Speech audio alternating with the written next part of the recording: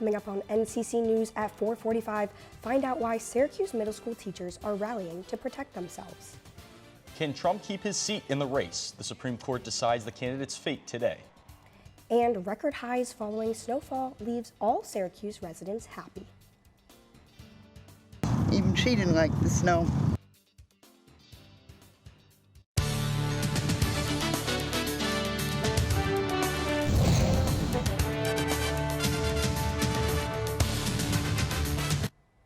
Good afternoon and welcome to NCC News at 4:45. I'm Anastasia Frazier. And I'm Jake Finnerty. Let's get right to our top story.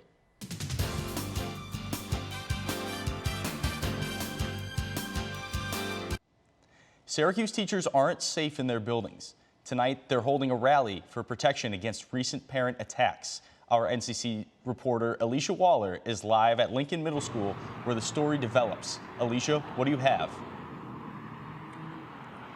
Thanks, guys. In less than an hour, teachers will gather at the Syracuse Teacher Association building to rally for workplace safety.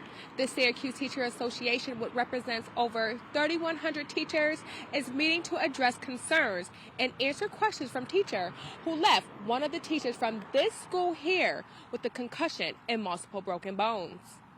A 31-year-old Lizina Sutton was able to get by school security to attack and assault a teacher during school hours in late February. Sutton has been arrested and charged with second-degree assault and third-degree burglary. The question that leaves teachers wondering is, why did this happen?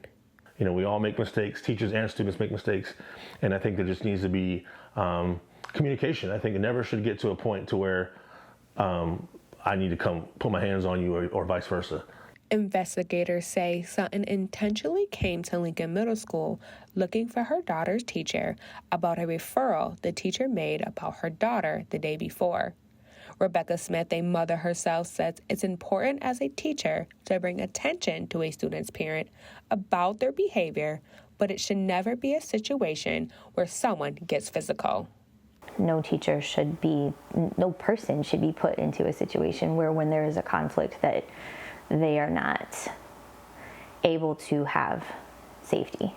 The Syracuse Teacher Association sent out this communication to teachers last week to attend a forum to address any concerns or questions they may have. Albert Mayweather, a middle school math teacher, says he is going tonight to stand by his colleague. I think it just shows some solidarity and shows that we're all there for each other. And I just learned that earlier today, another 44-year-old woman who is a parent of a student at Lincoln Middle School has made another threat and has been arrested. The investigation is ongoing. Reporting live from Lincoln Middle School, I'm Alicia Waller, NCC News. Back to you guys at the desk. Thanks, Alicia. Longtime leader of Syracuse's Black community, Linda Brown Robinson, will serve on a state commission that addresses the effects of slavery. Brown Robinson is one of 9 members in Kathy Hochul's New York Community Commission on Reparation Remedies. Together, they could recommend policy changes to remedy the wrongs of slavery. Linda Brown Robinson isn't the only Syracuse native moving up in the world. In fact, Syracuse's Jeanette Epps is moving beyond the world. 3, 2, 1, ignition, engines full power, and liftoff of NASA Crew 8. Go Falcon, go SpaceX, and go NASA.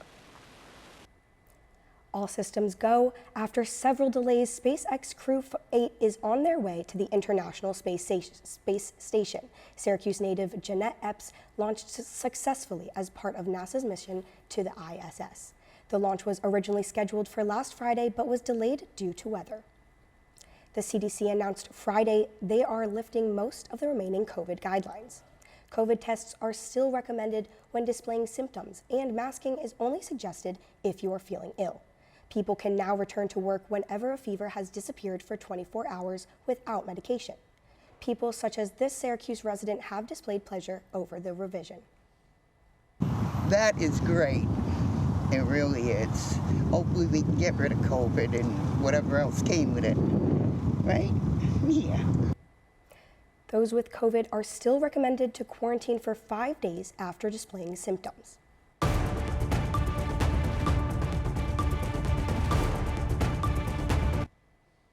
Washington, D.C. held their primary election yesterday. And the biggest winner of the day seemed to be Nikki Haley. This was Haley's first GOP presidential victory since her campaign began. The former South Carolina governor reassured her backers that she's not leaving the race anytime soon. Yes, I'm going to keep on fighting. Haley will continue to push for her campaign during tomorrow's Super Tuesday. The Supreme Court ruled today that the former President Donald Trump must appear on the Colorado ballot ahead of Super Tuesday. The decision was debated after looking at Article 3 of the 14th Amendment, which bars any member involved in an insurrection from holding office. Former President Trump said that the decision should be left up to the people. You cannot take somebody out of a race. The voters can take the person out of the race very quickly, but a court shouldn't be doing that, and the Supreme Court saw that very well. The decision on if Donald Trump will be able to hold the seat in office is still up in the air. It's a gorgeous day outside. Folks all across Syracuse took advantage of the unseemingly warm weather. Let's go to Ben outside, who's feeling that warmth.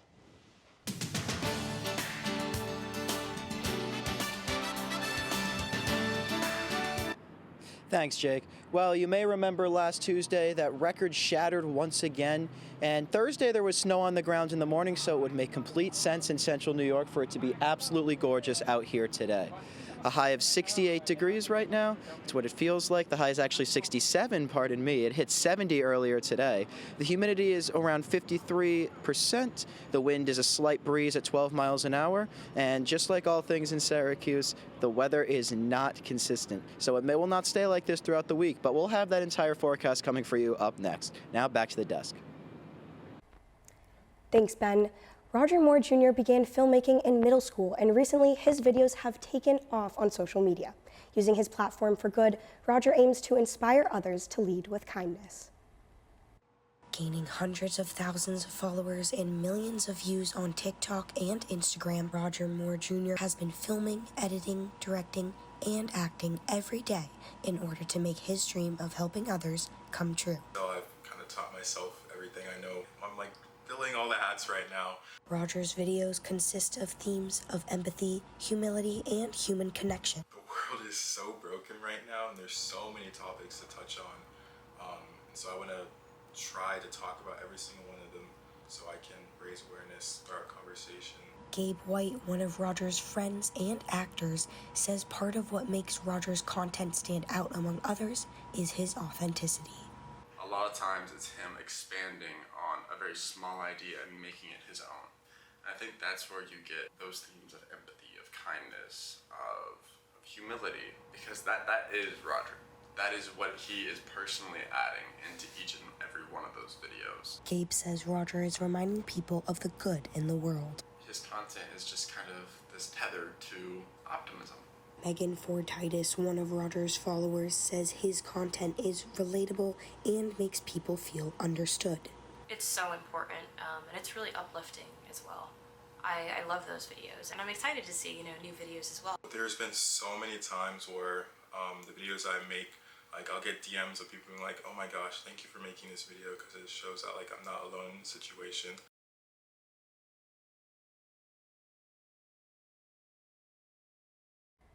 Roger, thank you so much for being here with us today. Appreciate you coming in. And your viral videos have reached so many people. So can you tell me, what kind of topics are you specifically going to be focusing next coming up?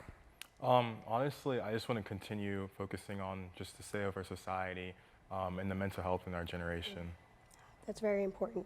And can you share a little bit with us about what your next steps as a filmmaker are going to be? Yeah, so I'm actually currently in production for a pilot episode I'm making for our upcoming TV series.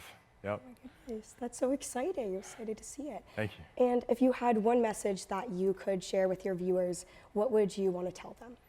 Honestly, I just want to continue to make them feel known and show that they're not alone in whatever they're going through. So. Yeah, it's really important. Well, thank you, Roger, for being here with us today. And coming up next on NCC News at 4:45, the first senior officials calls for a ceasefire. And the first ship sinks in the Red Sea during the Yemen conflict.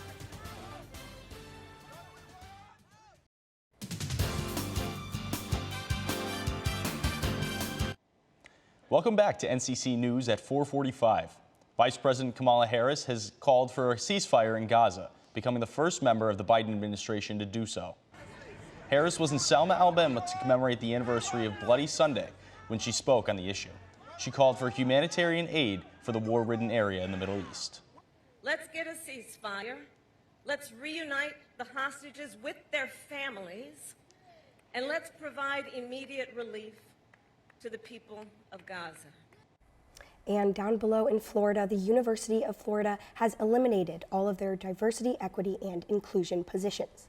This decision came following a new state law that says no state funding can be used for DEI initiatives. The rule defines DEI as any program that promotes differential or preferential treatment of individuals on the basis of race, color, sex, national origin, gender identity, or sexual orientation. In other news, JetBlue and Spirit Airlines announced today that they are ending their proposed $3.8 billion merger. The announcement comes weeks after a federal judge blocked the deal for violating antitrust laws. Even though the airlines appealed the judge's decision, the CEOs decided they were unlikely to meet the required closing conditions before the July 24th deadline. JetBlue will pay Spirit $69 million termination fee.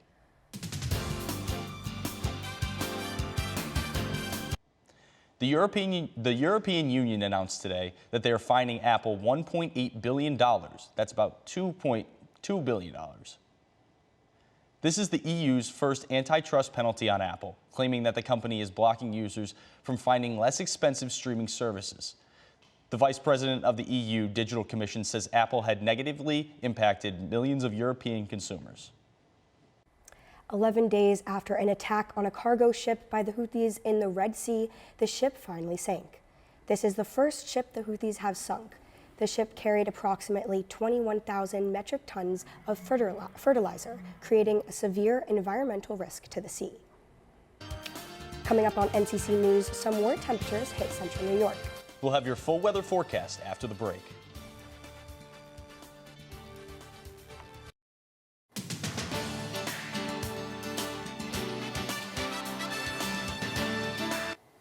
Hello, Central New York. This is your 445 weather report. As mentioned, it is another record-breaking day here in Syracuse as temperatures are nearing 70 degrees and a comfortable 70 degrees with mild humidity around the area and a slight breeze to the northwest. Taking a deeper dive into today's weather, the temperature is almost double the 38-degree average for this time of year. This is officially a new record high, beating out the record of 63 degrees set in 1950. It'll get down to 47 tonight, nowhere near the average low of 22. To put the warmth into perspective, the record low is negative 16 degrees. The temperatures around New York show mild temperatures all around. There are, however, some colder air in the east as Albany and Glen Falls are in the mid to upper 50s, but around the Syracuse and Elmira area, temperatures jump up to upper 60s. Going out even more west, Buffalo hit a solid 70 degrees, so not too much to complain about anywhere. Looking forward to tomorrow's temperatures start out rather mild in the morning with clouds overhead. It climbs gradually to around 57 degrees, but there are showers arriving by midday. A break in the precipitation in the evening before it picks back up a little steadier into the night. Temperatures nearly steady around 50 degrees. We take a look at the 5-day forecast now. Good weather, of course, never lasts here. Some rain moving in Wednesday into Thursday morning before temperatures take another dip into the 40s. With steady rain on Saturday mixing with rain into Sunday, temperatures at night drop into the 30s, so you may be waiting a little bit longer until we get a consistent taste of spring here. Back to the desk. Thank you, Ben. Coming up next on NCC News. We'll take a look at a Central New York family with ties to intramural sports. We'll be right back.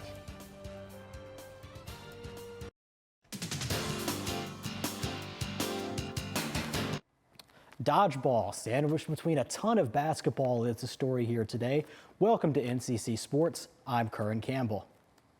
The Syracuse men's basketball team has been on a roll lately, having won 5 of their last 6 as the Orange try to make a push to make the NCAA tournament. But could they maintain that level of play in their trip down to Louisville? Justin Taylor was active early in this one. You're going to see him right here, picking up the pass from Malik Brown and hitting the floater on a turnaround shot. Just a little bit later from Justin Taylor, he gets the steal, a push-ahead pass to Chris Bell, who slams home the windmill dunk. And you're going to see Justin Taylor one more time here on the defensive end again. He pokes the pass away from a Louisville guard, takes it all the way down to the basket, and slams home the and one finish. Cuse getting it done from the perimeter as well. Play a little nylon sog. Judah knocks in the three-pointer, and the Orange were cruising in the first half. But Louisville not going away. Sky Clark lobs it up to Mike James, who drops home the alley-oop hammer. One more time from Mike James, this time a corner three for the young man, but it's a little bit too little too late from Louisville as Syracuse takes home the win 82-76. Many Central New York residents participate in intramural sports, but none do it quite like the Hayes family. When you first hear of intramural sports, the first thought may not be about dodgeball, but that is what the doubleheader dodgeball league at CMI Family Sports Center in Baldwinsville has to offer once a week. 4 teams play dodgeball each Thursday night, and for Jeff Mancuso, the activity is a way to get some steam out during the week. Dodgeball was, we all played it in high school and enjoyed it, and when he offered it for adults, it's a good way to get your aggression out and still be healthy about it. And if you come down to the Central New York Family Sports Center on Thursday nights, you'll find a father-son duo in action, and I'm not referring to dodgeball players. Bob Hayes has worked for years as an official across multiple sports. Eventually, he got his son involved as well. Yeah, it was my idea, and he's a sports lover, and we have the best seat in the house. Dan Hayes has worked with his father for about 7 years as an official. For him, it means a lot more than refereeing a game. It means a lot to me because every minute I get to spend with my dad is awesome. So spending a couple hours with him a Thursday night really can't go wrong. And for Dad, it also means that his son can ease up when watching sports on the big screen.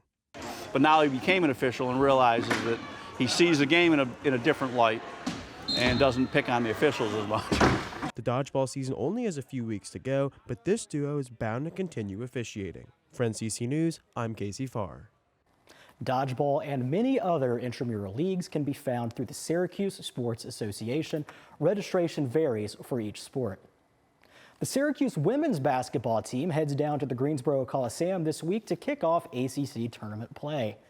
The first games of the tournament will take place on Wednesday, but as the 3 seed, the Orange won't see the court until Friday, March 8th, as they clinched a bye into the quarterfinal round. Cuse could play Florida State, Virginia, or Wake Forest in their first game, depending on the results of games on Wednesday and Thursday. The number 2 seed NC State Wolfpack won 3 straight tournaments between 2020 and 2022, and the 1 seed Virginia Tech is the defending champion of the event. However, the status of the Hokies star center Liz Kitley is unclear following an injury suffered in the Hokies' last game against rival Virginia. And that'll do it for NCC Sports. I'm Curran Campbell. Now back to the desk. Thanks, Curran. Coming up next on NCC News at 4:45. Find out how the major motion picture offering This Popcorn Bucket did in the box office. We'll be right back.